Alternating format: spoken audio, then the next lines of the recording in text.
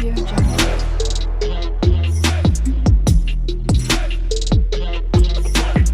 Audio Jungle. अस्सलामुअलैकुम, मैं हूं आपका दोस्त और आप देख रहे हैं मिस्टर प्लीडर। आज के इस लेक्चर में हम कुछ इंपॉर्टेंट सेक्शंस कवर करेंगे। सबसे पहला सेक्शन है सेक्शन 19 प्रोसीजर। इसको हम सिंपल में बात करेंगे गाने काट काट के। कहता है कि where an application has been made to the controller, जब कंट्रोलर के पास कोई एप्लीकेशन आती है, he shall issue a notice to the respondent to file written reply, यानी जो एप्लीकेशन फाइल करता है उसको एप्लीकेंट कहा जाता है, जिसको इशू होता है, और जिसके खिलाफ एप्लीकेशन फाइल करता है उसको रिस्पोंडेंट कहा जाता है। और जो कंट्रोलर होता है उनको नोटिस जो है वो जारी करता है कि आप जो है वो 15 दिन के अंदर जवाब दें। सिंपल पॉइंट नंबर 1 में ये कहता है। पॉइंट नंबर 2 में कहता है where on the day fixed in the notice for the respondent to file written reply, if respondent fail to file his reply without any reason excuse, the controller may issue an order. वो जो respondent होता है जिसके खिलाफ application file होती है उसको notice दिया जाता है कि आप रिटन रिप्लाई जो है वो कोर्ट को दे दें।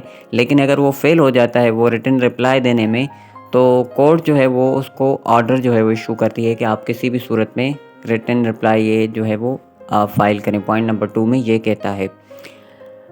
पॉइंट नंबर 3 में कहता है कि where the respondent has filed the written reply, the controller shall proceed to receive evidence first of the applicant and his witnesses and then of the respondent and his witnesses. Simple बात है कि अगर वो reply written में file कर देता है तो सबसे पहले एप्लीकेंट यानी जो एप्लीकेशन देता है उसको उसका और उसके जो विटनेसेस होते हैं, गवाह होते हैं, उनके एविडेंस जो है वो लिए जाते हैं, उनसे कसमनामे जो है वो लिए जाते हैं प्रोसीजर के तहत।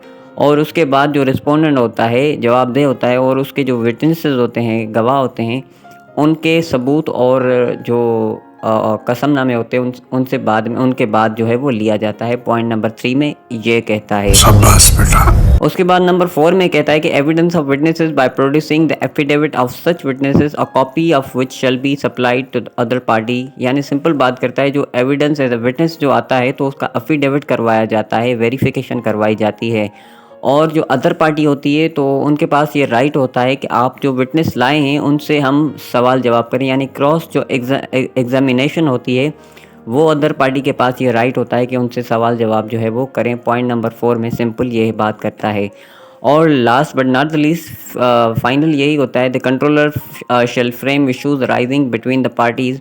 जो कंट्रोलर होता है, जज होता है, वो सारे इश्यूज़ को जो है वो तरतीब में लिखता है and state them briefly in judgment, और लास्ट में एक जजमेंट देता है, यानी जिसको हम फैसला भी कहते हैं। तो ये सिंपल जो है वो प्रोसीजर है इस एप्लीकेशन का, कि जो भी मकान मालिक और जो किराएदार होते हैं उनके बीच में जो इश्यूज़ आ जाते हैं तो एप्लीकेशन जो फ़ाइल करता है तो उसको एप्लीकेंट कहा जाता है, जिसके खिलाफ़ करता है उसको रिस्पोंडेंट कहा जाता है। तो इस प्रोसीजर के तहत उनको जो है वो हल निकालते हैं।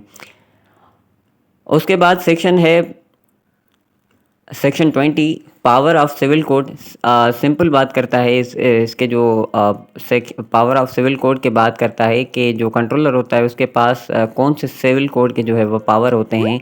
लास्ट वाले पोर्शन में अगर देखें तो 3 लिखे हुए हैं। ABC के तहत समनिंग यानी तलब करना, and enforcing the attendance of any person and examining him on oath, यानी किसी को तलब करना और अटेंडेंस के लिए बुलाना, तो ये भी सिविल जो है वो पावर होता है कंट्रोलर के पास।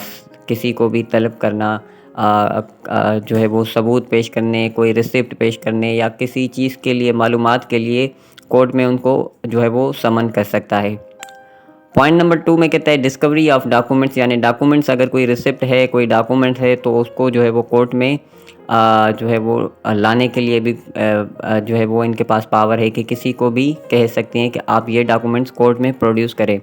और नंबर 3 इंस्पेक्टिंग द साइट, यानी किसी भी जगह का मुआयना कर सकते हैं जहाँ पे इनका इशू हुआ है। तो ये 3-4 जो हैं वो पावर्स हैं सिविल कोड के, जो सिविल प्रोसीजर में भी बताए गए हैं। Section number 20। उसके बाद सेक्शन है सेक्शन 21, जिसमें अपील कहा जाता है। Any party agreed by an order, यानी जो एग्रीव्ड पार्टी होती है, जो फैसला आ जाता है कंट्रोलर की तरफ से, अगर उनसे खुश नहीं होती, वो कहते हैं कि ये फ़ैसला जो है वो गलत है, तो वो अपील के लिए जाते हैं। तो ये अपील के लिए कहाँ जाएंगे जब ये इनका इशू आ जाता है मालिक मकान और कंट्रोलर, यानी कंट्रोलर के जो फैसले से जो इशू आ जाता है, तो वो अपील के लिए कहाँ जाएंगे? तो कहता है कि made by the controller may within 30 days of such order prefer an appeal to the district जज हैविंग जुरिस्डिक्शन, यानी उसी जुरिस्डिक्शन, उसी एरिया के जो डिस्ट्रिक्ट जज होते हैं उनके पास इसकी जो है वो अपील फ़ाइल कर सकते हैं, वो भी 30 दिन के अंदर, कि हम इस फैसले से जो है वो खुश नहीं हैं, और लिहाजा वो अपील में जाते हैं और अपील वहाँ पे फ़ाइल करते हैं। हम तो अमूमन ऐसे ही जाते हैं जब केस जो है वो नहीं होता तो हाई कोर्ट, ऊपर वाली कोर्ट में जाते हैं, लेकिन ये कंट्रोलर का जो फ़ैसला होता है उसकी जो अपील होती है वो डिस्ट्रिक्ट जज के पास जाती है। आई होप कि आपको तीनों समझ में आ गए होंगे, जिसमें हमने प्रोसीजर भी पढ़ा और सिविल कोर्ट के पावर्स भी पढ़े और उसके साथ साथ अपील भी पढ़ा कि अपील जो है वो डिस्ट्रिक्ट जज के पास जाती है उसी जुरिस्डिक्शन के। आई होप कि आपको समझ में आ गया होगा। Thank you so much. क्या बात है सर, क्या बात है सर, क्या बात है, ये बात है।